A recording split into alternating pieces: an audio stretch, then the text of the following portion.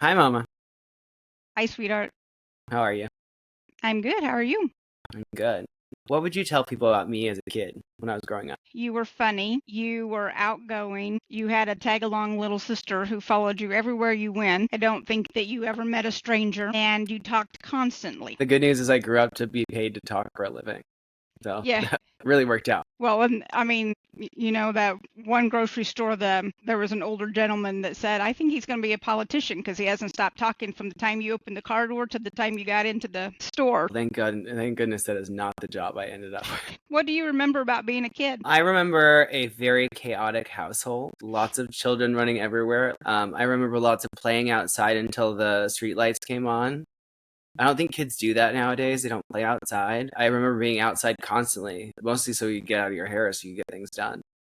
But lots of love. Really went outside so that you didn't have to do the chores. That I do that today too. I went to the pool instead of doing chores. But I remember a house full of noise and chaos, and I think if I vividly remember one day more than any as a kid is growing as the day that you got me a copy of Star Wars from the library, and I remember how it was hot and sunny on that street. So that's one vivid memory that will stick with me the rest of my life. But I remember a house full of love and lots of hamburger helper mostly. I think some of your siblings would remember chicken strips more than they would remember the hamburger help. I'm sure if we asked any of my siblings, they'd all remember something wildly different. I bet you find that the truth. Let's fast forward a little bit to 2016. You were kind of worried about me. I wasn't looking so good. And we met at a coffee shop. We won't name names here. Don't want to be sued. But I told you I had HIV. How did that feel in the moment? I think I was really scared for you. I was already scared because how bad you were looking and how bad you were feeling. Um, if I remember right, it was a time too that you, right after that, you had been taking on your clients and somebody else's clients too. And so you were really run down. I think that I really didn't understand all about HIV at that time. I think some of it I just assumed from what I was told in the 80s that anybody who got HIV would die of AIDS. And the medical had came a long way when you were diagnosed. In fact, it's come farther now that we're almost 10 years later. And it is wild to think that was almost 10 years ago. And we have come a long way. I remember those meds, though, 9 years ago.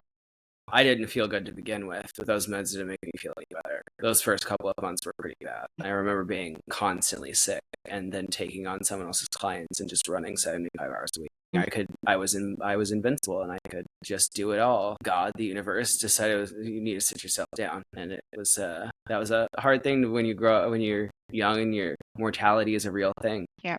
There was a couple of months that you really looked really bad, even after you had started the meds. And I was like, I'm not sure that these are helping you any. There was some time there I wasn't sure either, but here we are, and I mean, thanks to modern science, and I think I look okay now. So, has your diagnosis impacted how people treat you? Absolutely. Dating has been difficult. Dating apps are terrible. People block you. I've reached the place where when people do that, I think of the trash taking itself out. And I think that I thought that a lot about being rejected in dating before my diagnosis. But there are people who do treat you differently. There are friends of mine that I had at that time and after I came out publicly about it that I have never seen or heard from again. Mm-hmm. And I think people do treat you differently. Things have come much further from where we were in 2016. Miles from that. But there are still days that I get reminded that, for some people that's a deal breaker, and it's a wild thing to think about, but that for some people that's a thing. And for those people, I've reached a place where I feel more pity for them, for the people that they're missing out from in life. I think you always raised me to see people's differences as a good thing, and what a loss of like my life that's been enriched by meeting people who had different experiences or different conditions or were treated differently. And I think I've just reached a place, here we are, I'm 38 years old. Those people are missing out. It's the trash taking itself out.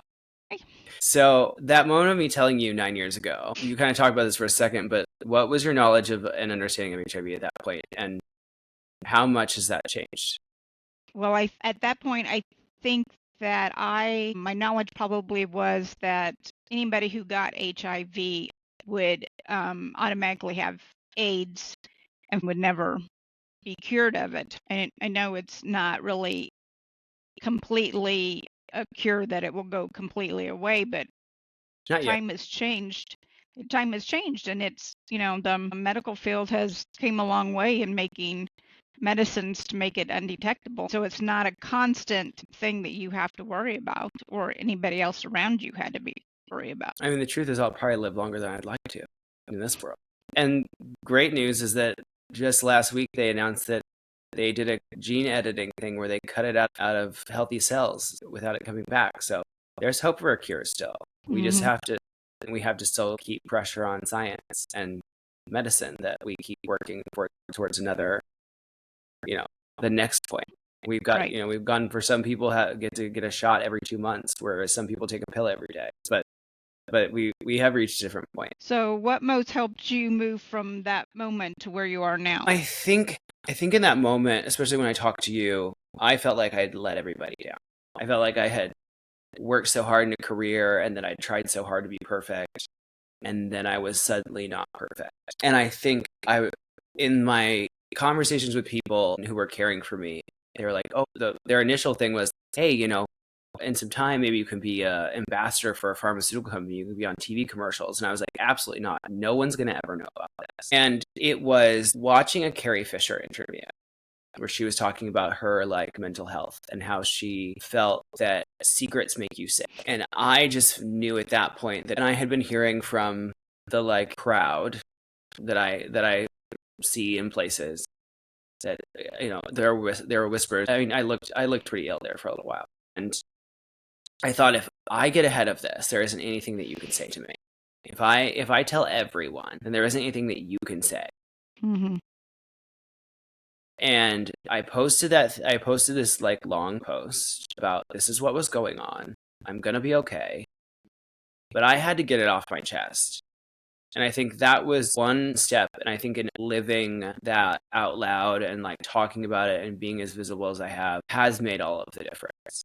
Because for many people still today, that shame and stigma holds them back, and they're not being able to be their true selves and live their entire truth in front of everyone holds them back. And I think that in and of itself was one great step. I also think that I had an amazing amount of support from my family and my friends, the ones that stuck around. And there were lots of people who've come along the way over the last 9 years. No one would have imagined in that day when I got that diagnosis that this is what I would be doing. That there would be so many people that I've met over the years across the world and talked to. And I think it's those little interactions along the way. And I think one of the things that really, really stuck with me was when I worked in the clinic. And it was the thing I think that I'm most proud of. I have awards, I've been on TV, I've done lots of things. But I think the thing that I'm most proud of is the conversations that I had behind closed doors. Things that no one will ever know about. No other soul will know about.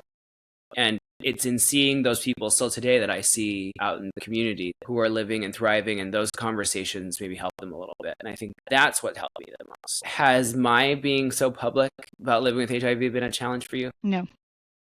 No one's ever giving you trouble about it? No. I think because I had great friends that stood beside me and said everything was going to be all right, and knew that how much potential you had, that God wasn't just going to let it go to waste. And here we are. Yeah. With you doing your best potential and helping others and being that spokesperson that this world needs at this point. I think that's really special, because I think a lot of people don't have that support within their own families. What do you think you've learned in the past 9 years? Oh, I don't think we have enough time for this. I've learned that there's no amount of achievement or money or job title in particular that can make you happy or like yourself. Mm-hmm. That sometimes being in a room full of people, you can still feel alone. And I've spent a lot of time alone over the last 9 years.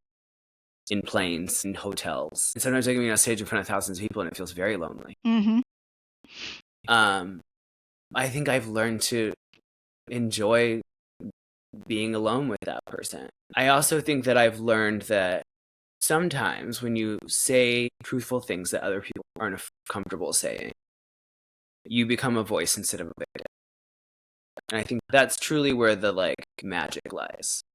is that there are lots of people in this world who don't have the privilege of being so open. I feel very fortunate to be able to do that. There are days that that's challenging and I'm tired. But I think the one thing that I've learned the most is that there's no amount of fame that outweighs the reward of doing good for the sake of doing good. And I think something that I learned from you that has reverberated through the last 9 years is that doing the right thing, even when no one's looking, is the important part. I've gotten a lot of offers. I've had jobs where doing the wrong thing was how people got ahead.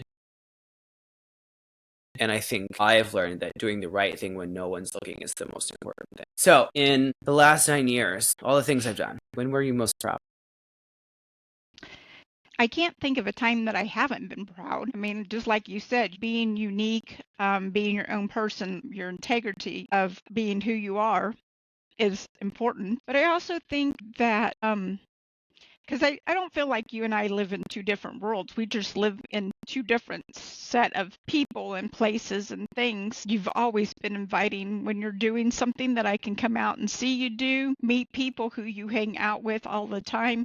I think that's what I'm proud about because these people talk so highly of you and just your friendship or your interaction with them. A lot of them have said that you have made them a better person. So Well, now you're going to make me cry. Don't make my mascara. let me get my headset all wet here.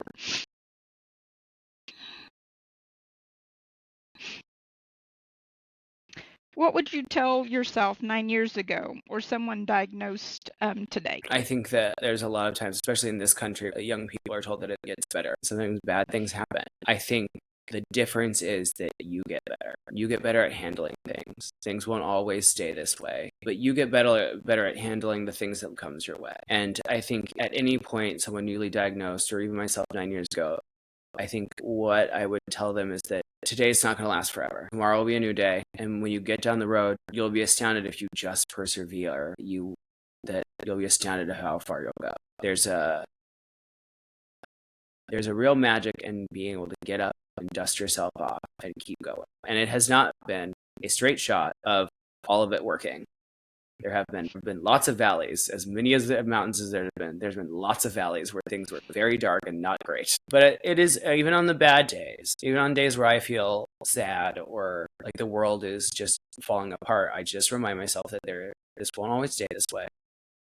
And I think every time that there's a challenge in your life like that, you get better at handling the next thing that comes.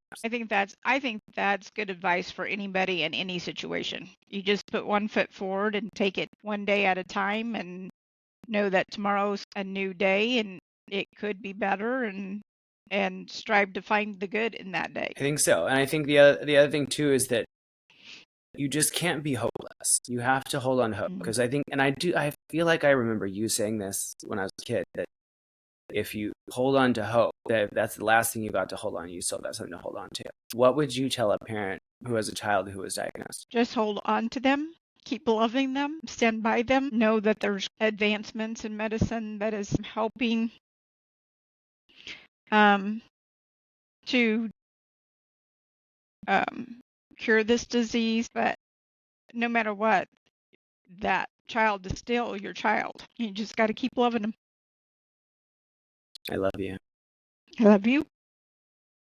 Okay.